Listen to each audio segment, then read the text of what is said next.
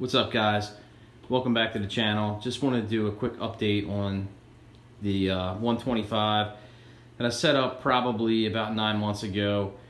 We're just going over the tank transfer that I did before and kind of where we're at with this fully established 125. So stay tuned.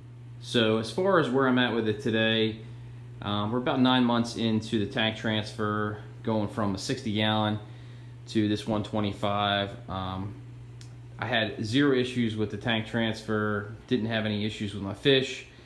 In the meantime, I did switch out some of the, I guess as far as aquascaping goes, utilize some of the things I already had in the tank, like, obviously I had a smaller filter that was on the 60 with the Fluval 307, and then added the FX6 onto it. So going over everything that I've kind of updated since the last video, I've done some aquascaping, I guess you could say, to kind of switch things up.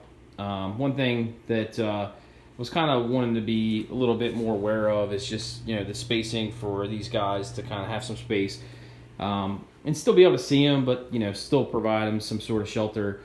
As far as them taking up their own footholds within the aquarium. So I've had a lot of success with as far as keeping this tank at 86 degrees. With that being said, with plants melting back and things like that.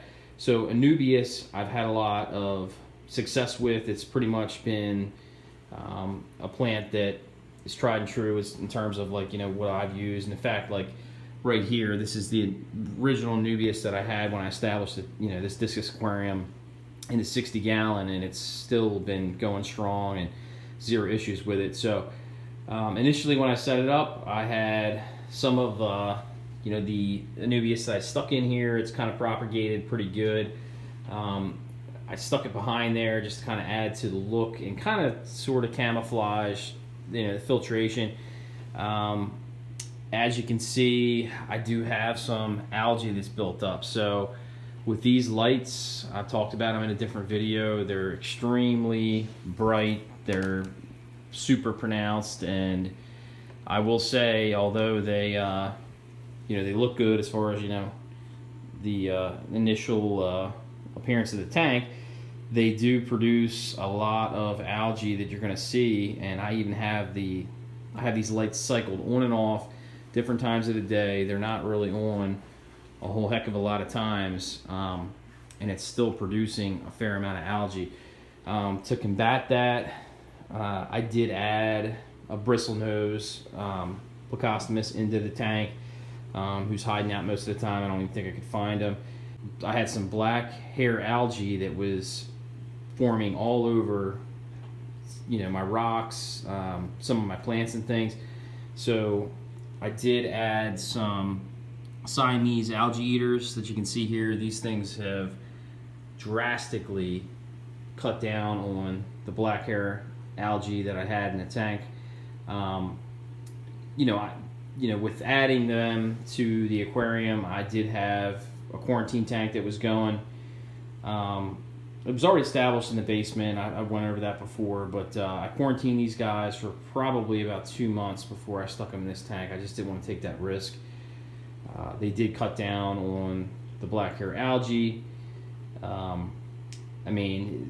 were a huge help, and they don't really have any issues with Discus. They are active. They're a schooling, kind of fish that are going to be swimming all throughout, your water column. They're going to be present. You're going to notice that they're there, but the Discus don't have any issues. They're not stressing them out. So overall, I'm pretty happy with where we're at with that. So I was talking about this piece of driftwood that I had in here, weighing it down, and I kind of struggled with it for probably about 2 months. I had it submerged in a cooler downstairs for a while. I stuck it in here and I weighed it down, took some of your guys' advice, and I appreciate it, but the winning scenario with that, it was kind of just taking some rocks and just sort of piling it on there. Stuck a larger rock right there, and it all kind of sort of worked out, and I was able to stick some live plants in some of the crevices, and like I said, the Anubias has been doing really well here. I got it kind of situated like with one of the the arms, I guess you could say, the driftwood. It's kind of exposed. It's hard to see, but it actually kind of gives it like a 3D look, which I really like. I might add to that on the other side, just have something similar to it.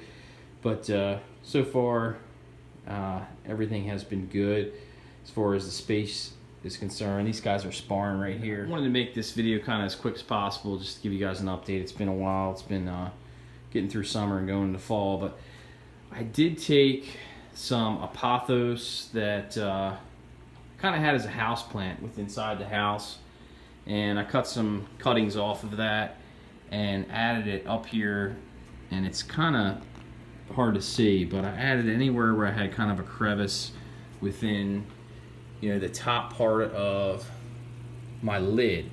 So I stuck it in there. It kind of took off. It's been doing extremely well.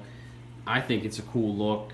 I mean, let me know what you guys think. It almost looks like the Anubias plant's kind of coming out. Obviously it's two different plants, but it's a kind of a neat look. I think in terms of the look of it, plus it's stemming off a lot of the root structures that are helping with the water parameters within the tank.